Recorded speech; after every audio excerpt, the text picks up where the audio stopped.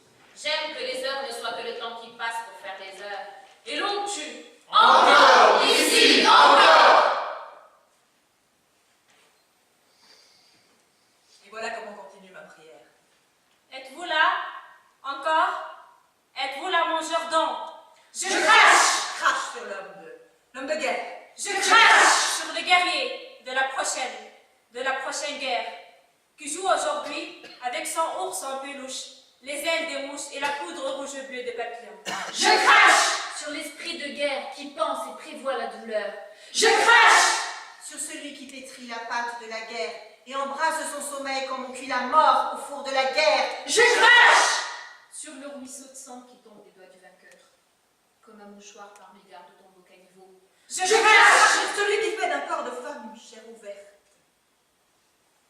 Une chair bleue, qui était blanche, couverte de guêpes, qui était faite pour le baiser, déchirée, qui était la soie pour le soleil. Je crache sur la haine et la nécessité de cracher sur la haine.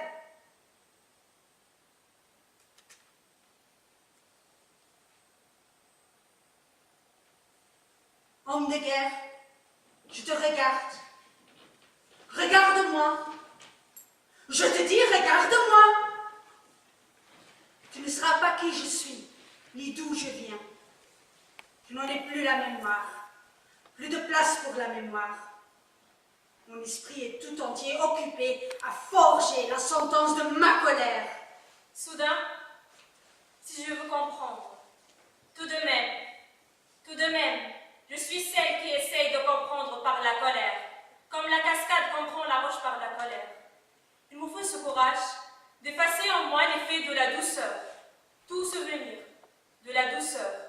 Et toi, il te faut également accomplir ce mauvais courage. Il nous faut effacer l'effet de la douceur, tout souvenir de la douceur, la chaleur d'une main sur l'épaule au devers du lit, quand la lumière dessine la fenêtre au petit matin. La chaleur du doigt qui essuie le lait sur les lèvres de l'enfant.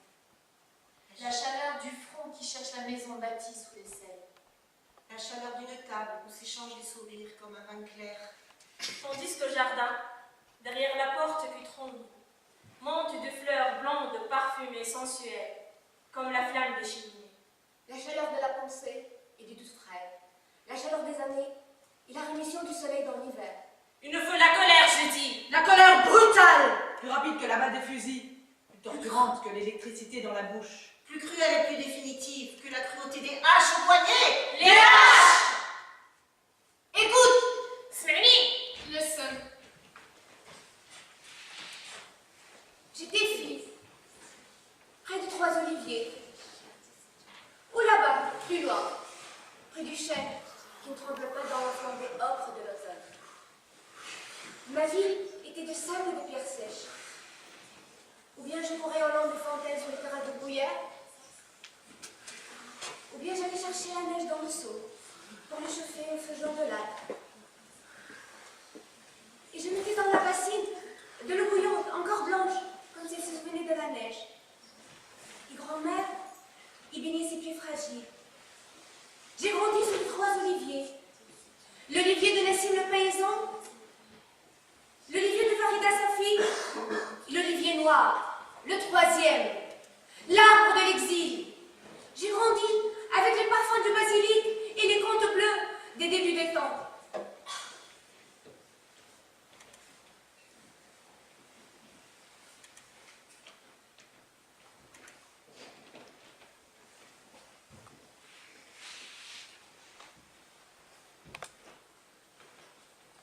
Ailleurs, j'ai grandi, pieds nus sur des terres engraissées par les pluies et les feuilles, au creux d'un village, bercé par sa colline.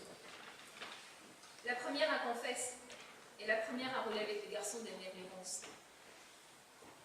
Ailleurs, j'ai grandi, sous un ciel gelé, contre le vent, contre le temps, mais adossé à des forêts nues. Et j'ai vu mes parents rire une fois l'an, quand le soleil ouvrait des sentiers bruns dans la neige. Je m'appelais Kim, Ingrid, Tania, Juliette ou Amina. Mais cela n'importe pas plus que la couleur des yeux. La couleur du regard n'est pas la couleur des yeux. Écoute, cela est comme un conte. Cela commence toujours comme un conte. Écoute, tu ne devrais pas être impatient de savoir. J'ai grandi. Attends, j'ai grandi. À 16 ans, j'ai dansé avec le vent de sable rouge. J'ai traversé en riant les oasis sur le cheval de Jamel et le cheval de Marmot. J'ai cueilli la rose des ruisseaux, rose comme un premier baiser. À 17 ans, j'ai nagé nu dans la rivière, sous le pont où l'on dit qu'à la Noël, le diable avec ses violons fait valser les âmes. J'ai couru derrière les fils du village, à travers les nuits d'été. Et j'ai goûté la vigne et les terrasses sur les lèvres brûlantes des fils du village. À 18 ans, j'ai vu l'étranger sortir de la forêt par un matin de neige bleue.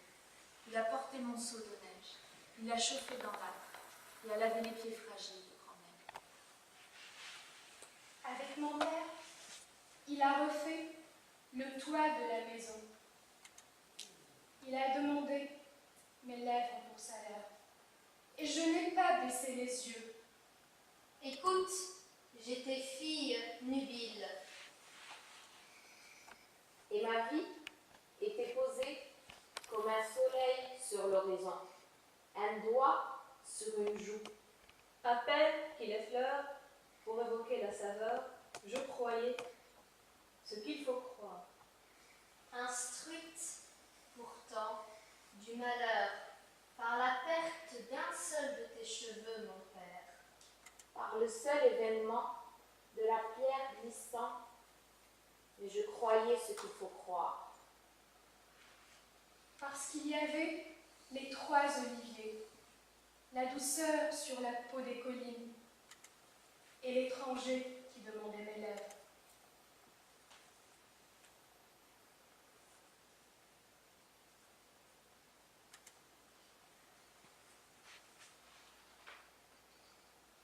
Je croyais à la rumeur des jours, à la lenteur des nuits. Au tendre divorce des heures. À la nostalgie, gentiment amère des soirs, je croyais. À l'ombre rousse dans le chemin. Au silence dans le rire.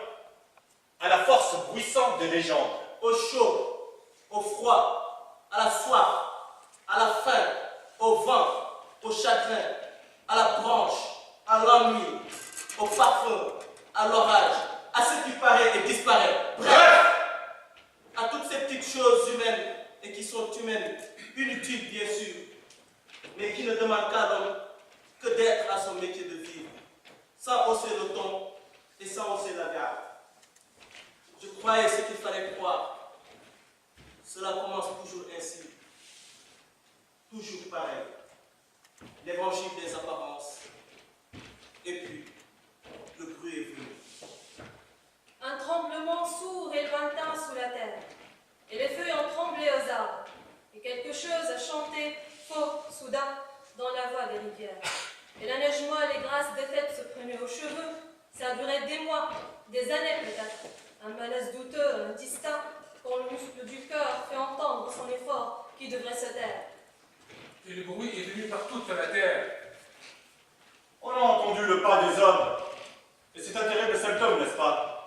On n'entend pas le pas de la foule le samedi, dans les villes, sur les places publiques, dans les marchés. On n'entend pas le pas d'un homme qui va à son travail.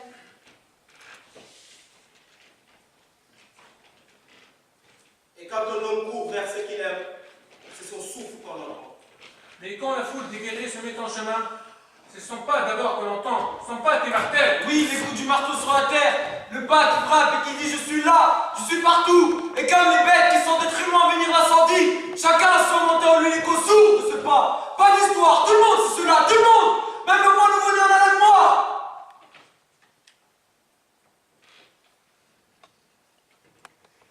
Le bruit des pas des hommes en guerre, en c'est cela en naissant, commencer la voix de sa mère, et le bruissement des arbres et des astres.